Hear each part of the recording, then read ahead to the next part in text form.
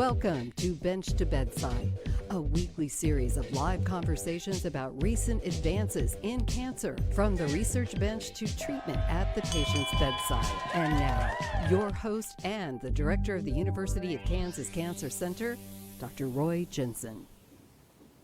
Nature has played a vital role in the development of cancer therapies. For example, Taxol, which was originally formulated at the University of Kansas School of Pharmacy, is derived from the bark of the Pacific yew tree. This challenging yet exciting field of research holds great promise as we look for better ways to preventing the development of cancer. Good morning, I'm Dr. Roy Jensen, Director of the University of Kansas Cancer Center, and joining me this morning are two of our esteemed breast cancer researchers, Dr. Carol Fabian and Dr. Fariba Behbod, who both study the use of natural compounds to prevent breast cancer. Cameron Poindexter is here as well via Skype to take your questions. Well, first of all, I want to welcome you both. Dr. Fabian, you are always looking for ways to exploit nature's bounty to really improve how we treat and prevent cancer. How did you become interested in this type of research? Well, I became very interested in prevention research in general because that's what my patients are interested in. Women are also more interested in ways that they can themselves reduce their risk of breast cancer other than taking a pharmaceutical product. And as you know, there's multiple chemicals contained in vitamins and a wide variety of foods that both in animal studies and in epidemiologic studies seem to reduce the risk of breast cancer. Mm-hmm. So I've always found it interesting that there are far more drugs to treat breast cancer than there are to prevent breast cancer, or really any kind of cancer. What that indicates to me is that there must be quite a few challenges around developing prevention agents, and maybe you could tell us a little bit about why that is and what you're trying to do to overcome those challenges. Well, traditionally, the way that we determine that a particular agent, be a drug or natural product, reduces risk for breast cancer is we line up 10,000 women, randomize half of them to get the drug and half of them to get no treatment or a placebo. And then we wait for a couple of decades and see what the difference is in cancer incidence. That is an extremely time-consuming and very expensive process. And you certainly cannot develop natural products or test vitamins or chemicals in foodstuffs and be spending millions and millions and millions of dollars trying to do that. The drug companies also have very little interest in testing natural products for breast cancer prevention.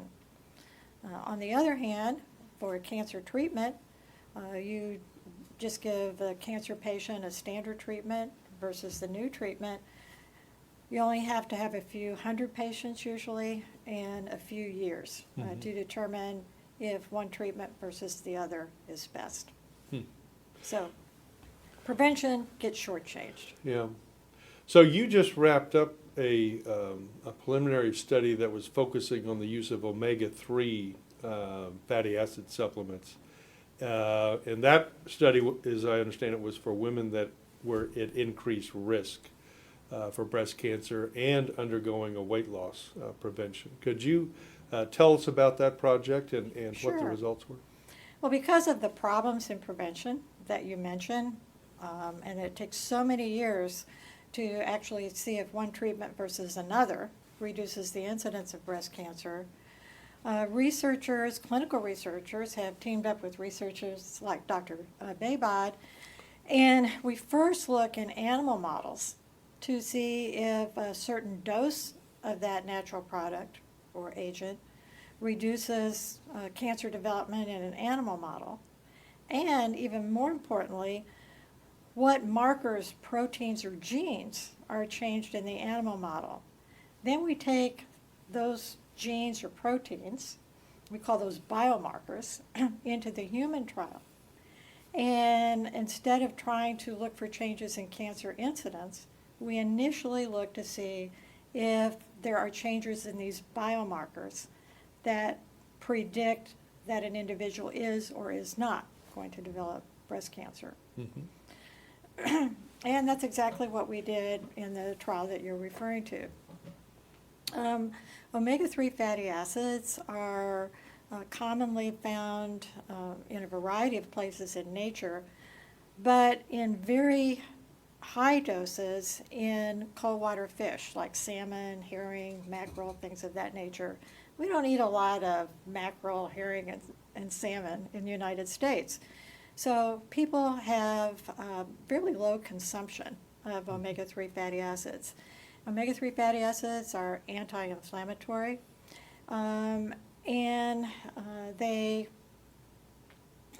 also really help normalize signaling in a lot of our body organs like breast tissue, colon, and other organs that are high in fat content. We felt that some of the changes that occur in obesity that predispose to breast cancer development might not only be helped by weight loss, but also by adding omega-3 fatty acids onto that weight loss. Mhm. And in fact, that's what we found. That women, and these were postmenopausal women at increased risk for breast cancer who were overweight, we started them on a standard weight loss intervention. Half of them lost at least 10% of their body weight by 6 months. Hmm. We had also randomized these women to omega-3 fatty acids or a placebo. Those women who were randomized to omega-3 fatty acids had much more dramatic improvement in these risk biomarkers than the women that didn't. Further, women who both lost 10% of their body weight and who were randomized to the high-dose omega-3 fatty acids had hands down the best response as far as these biomarkers were concerned. So we're very enthusiastic, and we would like to see this kind of a trial, weight loss plus or minus omega-3 fatty acids, put into a larger prevention trial situation. Mhm. So it's interesting that weight loss was such a critical part of your study. How does it work that obesity has such a big influence on breast cancer risk? Well, when we think about obesity, just like you mentioned, we think about weight, but actually it isn't the weight. Actually, it's fat, and it's particularly fat in a certain place. So it's fat around your internal organs, it's fat in your liver, it's fat around your heart. It's fat in places fat shouldn't be. That causes the problem. And what happens is when this fat, we call it visceral fat, on television a lot of times it's called belly fat, but that's really kind of a misnomer.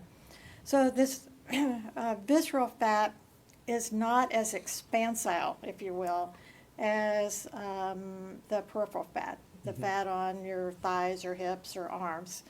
And so the fat cells get crowded, and when they get crowded, they are not happy, and they just don't work as well. So they put out abnormal amounts of these hormone-like substances called adipokines and cytokines, and this causes a chronic state of inflammation in obese individuals.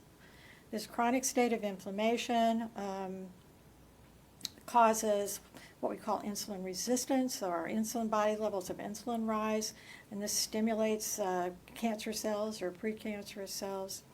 And as far as breast cancer goes, it also elevates the body's hormones. So the inflammation, the insulin resistance, and the elevated levels of hormones all work to increase the risk for breast cancer. So reducing weight, but in particular reducing this visceral fat, through not only diet but also exercise dramatically improves all these processes. So, Dr. Behbod, you have studied a particular type of breast cancer. In fact, I guess both of us have. Ductal carcinoma in situ, or DCIS. And I'm not going to say how long I've been doing it, but you've been doing it for quite a while as well. Tell us, what is DCIS? DCIS are also referred to as stage 0 breast cancer. In stage 0 breast cancer, cancer has not spread outside the milk tubes or breast ducts. However, when stage 0 breast cancer spreads outside the milk tubes or even elsewhere in the body, then they're referred to as invasive or metastatic breast cancers.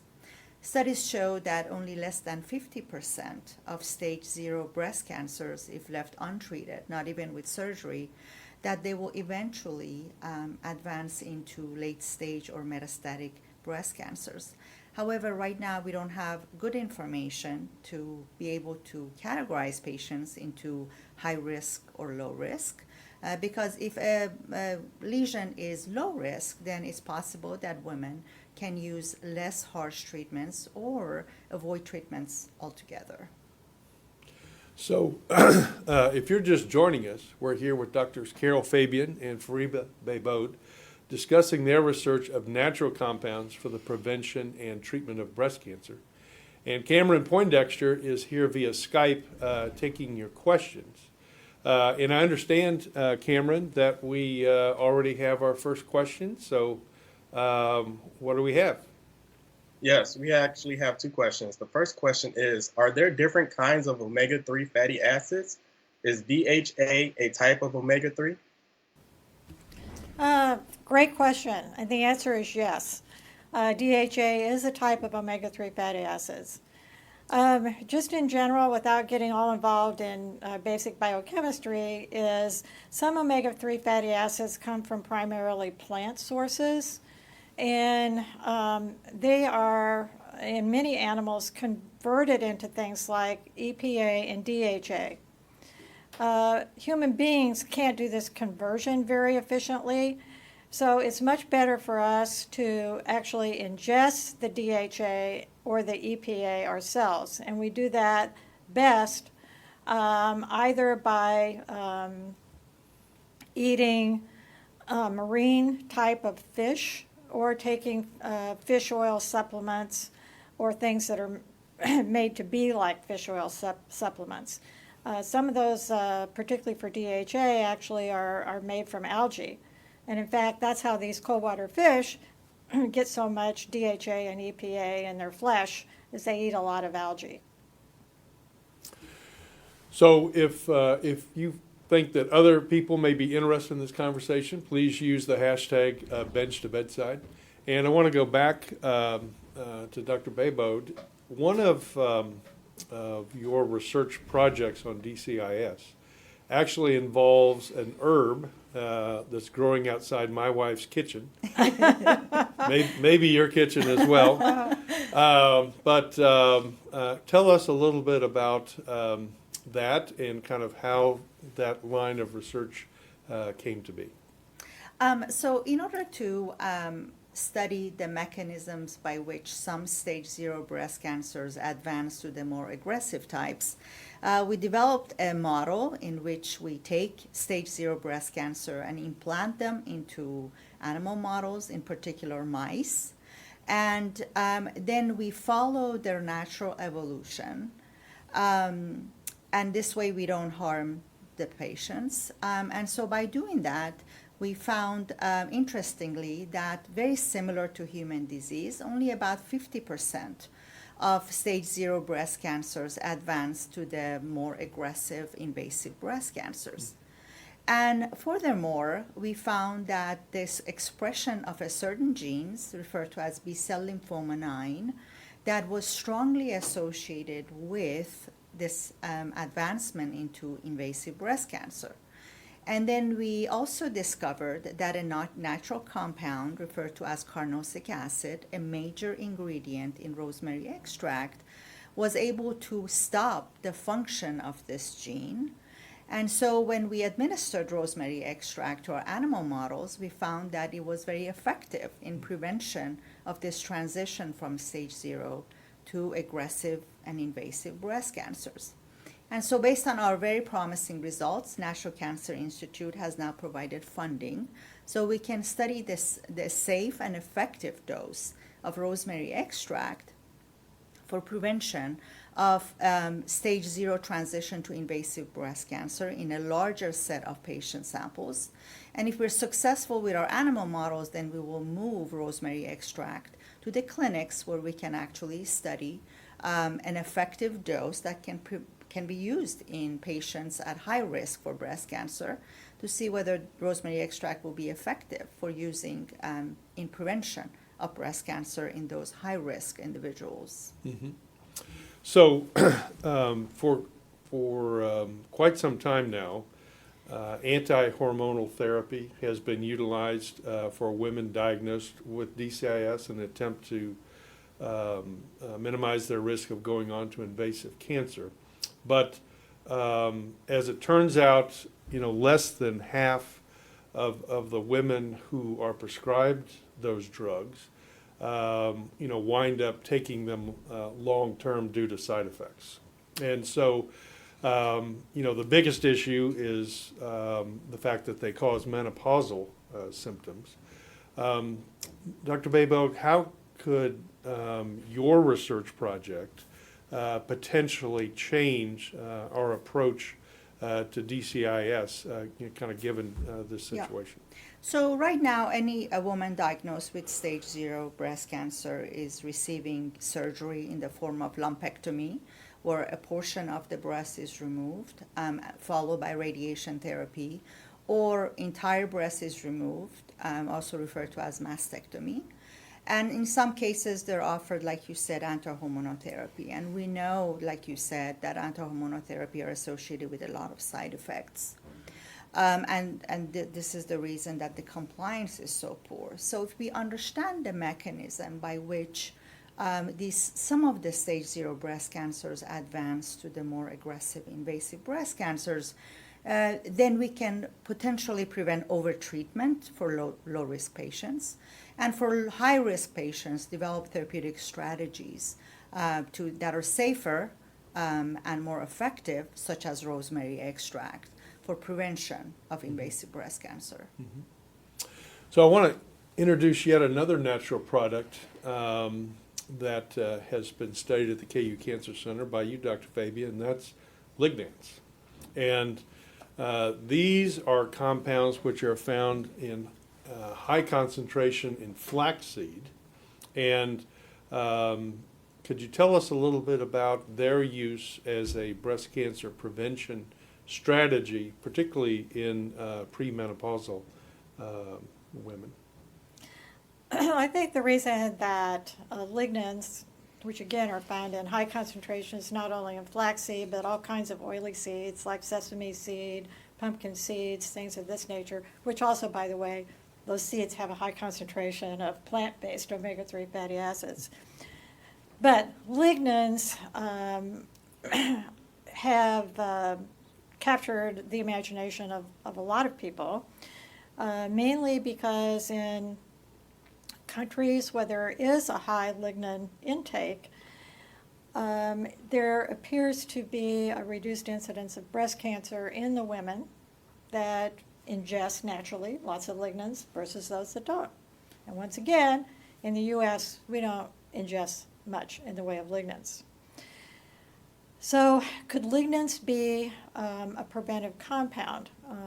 In premenopausal women, they seem to have a mild anti-hormonal effect, not enough to give you menopause symptoms, but a mild anti-hormonal effect, perhaps preventing an overshoot of hormones during the menstrual period.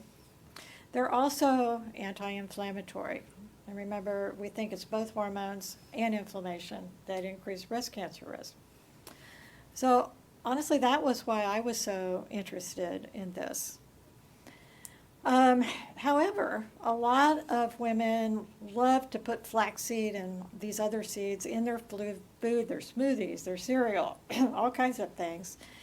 And there is also concern that peri- and postmenopausal women, these substances may act like an estrogen. And so in the lay literature, there's a lot of information that you should be careful about eating soy, flax seeds, or any kind of plant estrogenic-like substances. So we did, after a positive pilot study, we did a randomized trial in premenopausal women. Again, for about a year, they took Lignans in a dose that you could easily get over the counter versus a placebo. And what we found is it extremely well tolerated. There was no indication that there was any problem in the breast tissue or anywhere else by taking Lignans. And in fact, in patients where we were able to get a very precise measurement at the same time as their menstrual cycle, there appeared to be a reduction in cell growth in the breast tissue. So we would like to take that finding and then move it on to other research. Maybe before we go on, we should just clarify that none of us own a supplement company, so We don't know anything. we're not trying to hawk anything here. And kind of on that topic, taking more supplements, putting more rosemary in your recipe won't necessarily reduce your breast cancer risk, but maybe tell us a little bit about what steps women can do to reduce their risk. And, you've started one of the first breast cancer prevention clinics in the country. Tell us about your advice in that regard.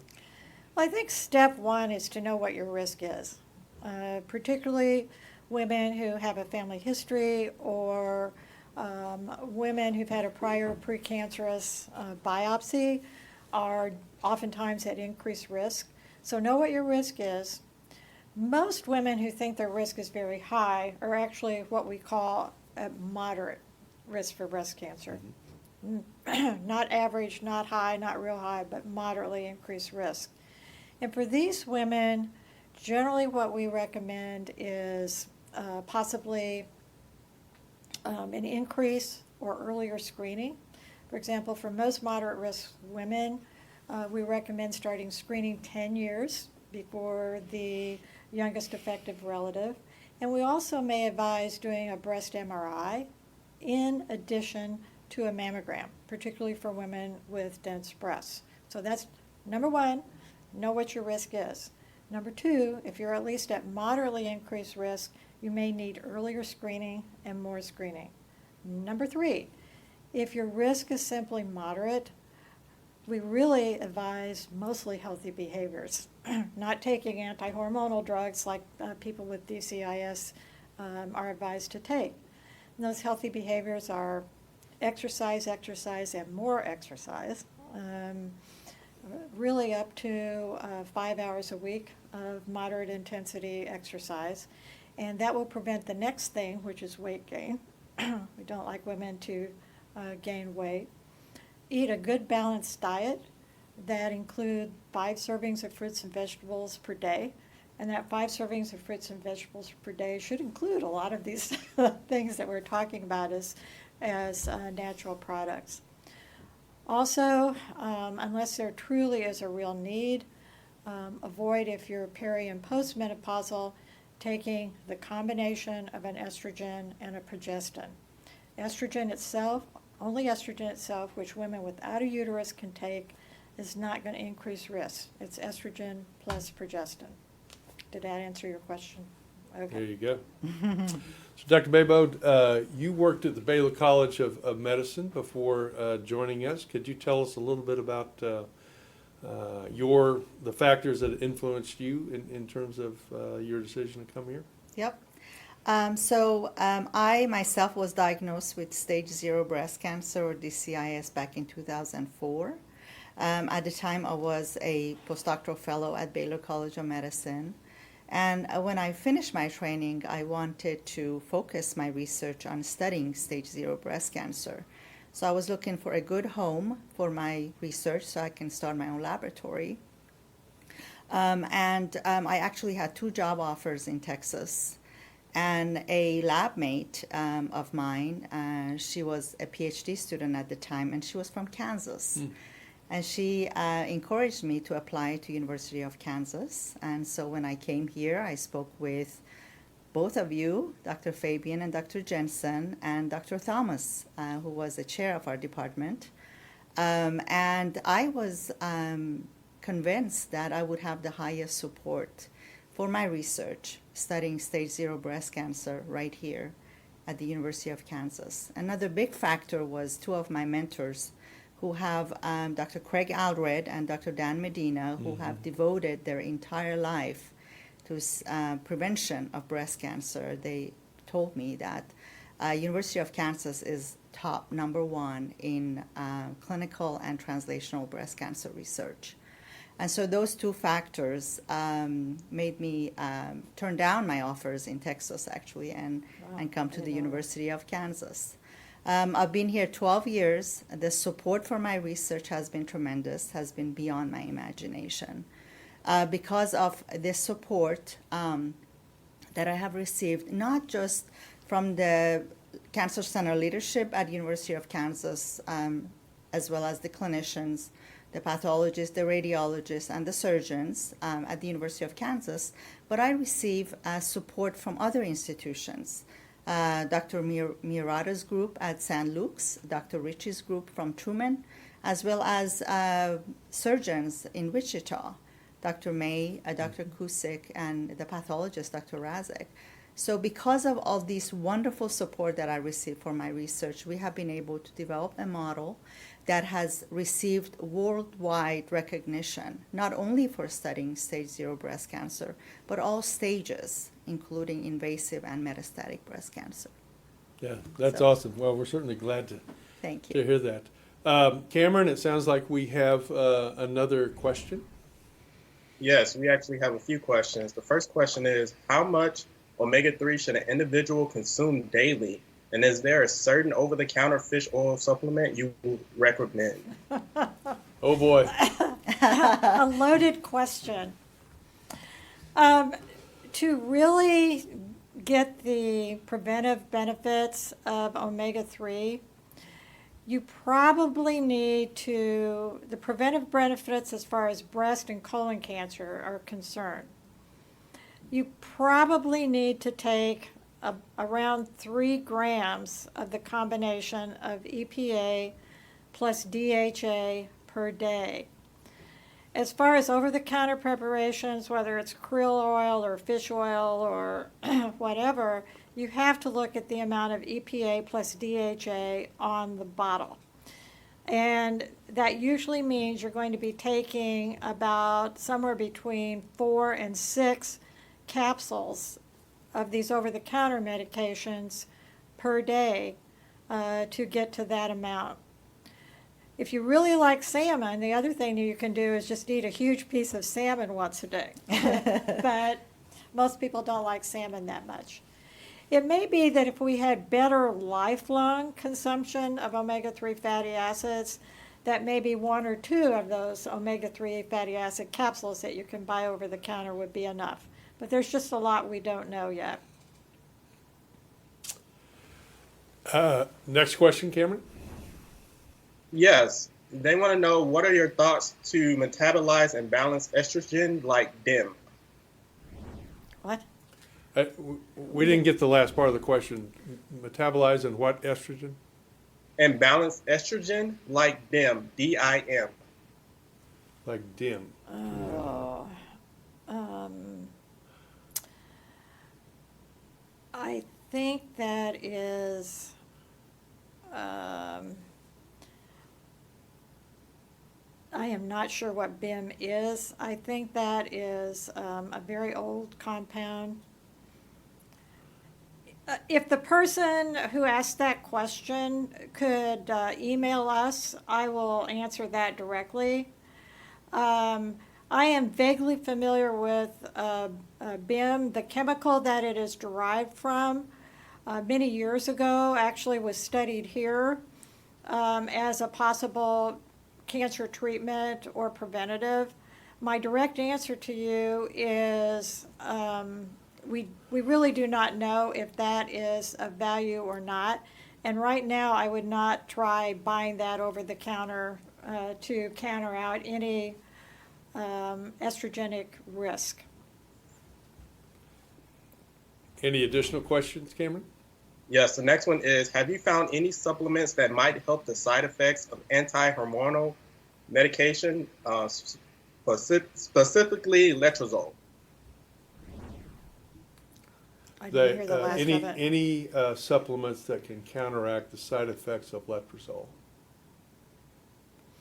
Well, I think anyone who takes letrozole in addition to hot flashes, and it's not just letrozole, any of the aromatase inhibitors can do that, may have not only hot flashes, but also fatigue, an increased risk of joint stiffness, joint aches and pains. Number one, you need to make sure that you have an adequate level of vitamin D. That may not help the menopausal symptoms, but that may help prevent the joint stiffness. Number two, there are a couple of things that are prescription drugs actually that can help with hot flashes, whether it's from tamoxifen or the aromatase inhibitors. And that includes an old drug called gabapentin that you can take at bedtime, as well as some of the drugs that are antidepressants. I think it's not a supplement, but another thing that you can do to reduce fatigue as well as joint stiffness from letrozole is make sure that you're getting plenty of exercise. And again, it doesn't have to be vigorous exercise, but get in your 10,000 steps a day and make sure that you're actually getting both strength training as well as cardiovascular exercise. So we're approaching the end of the episode, and I want to hear from both of you in terms of the key takeaways for our audience, and hopefully that'll give folks a little bit more time to maybe get their final questions in. We'll start with you, Dr. Behbod. What would be your key takeaway? So I always hear from friends and family that they have read about a natural product to take to stay healthy or to prevent cancer. And my take-home message is that make sure that appropriate studies have been done and a safe and effective dose has been found, not only with animal studies but with human studies before you start taking any supplements. Mm-hmm. Dr. Fabian? I don't really have much to add to that. Oftentimes where these studies get started, particularly things that we see reported in the lay literature, are they see things that happen with people with a severe deficiency, whether it's vitamin D or something else. And there really is very little information except with possibly a few things that we're trying to study in a scientific manner, that taking supraphysiologic doses of any supplement is helpful. And in fact, in some cases, it can be harmful. Several decades ago, people were taking large doses of beta-carotene, carrot juice, and other supplements. Yep. And what they found was this could actually damage the liver. So we have to be really careful of what we do. Yep. Cameron, it sounds like we have at least one more question. Yes, I'm going to take two questions and combine it into one.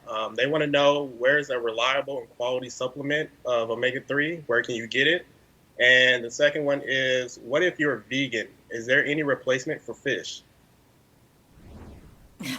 Okay, I'll answer the first question first. There are, I can't tell you right off the top of my head where to get it, but I'm sure if you go on either at Costco or Amazon, there are DHA supplements that are made strictly from algae, have no fish. That would be vegan. To tell you the truth, the most reliable supplements of omega-3 fatty acids are prescription supplements, but they're expensive. And there is Lavazza, which is routinely prescribed for individuals with high triglycerides. And there is a generic of Lavazza where you can get the amount of omega-3 that I was talking about with just 4 capsules a day. I think Costco has several very reliable supplements that are fairly concentrated, particularly in their krill oil. But I think the most important thing is when you buy a supplement, especially if you buy it from Amazon or someplace online, to make sure that you look at the reviews, how it is manufactured, and how much EPA and DHA are in the supplement. Those with higher amounts of EPA and DHA are a more potent supplement. All right. Well, Dr. Fabian and Dr. Behbod, thank you so much for being part of this week's episode of Bench to Bedside. To learn more about breast cancer, visit kucancercenter.org/breast cancer. That's it for today. Join us next week at 10 a.m. for Bench to Bedside. Thanks for watching.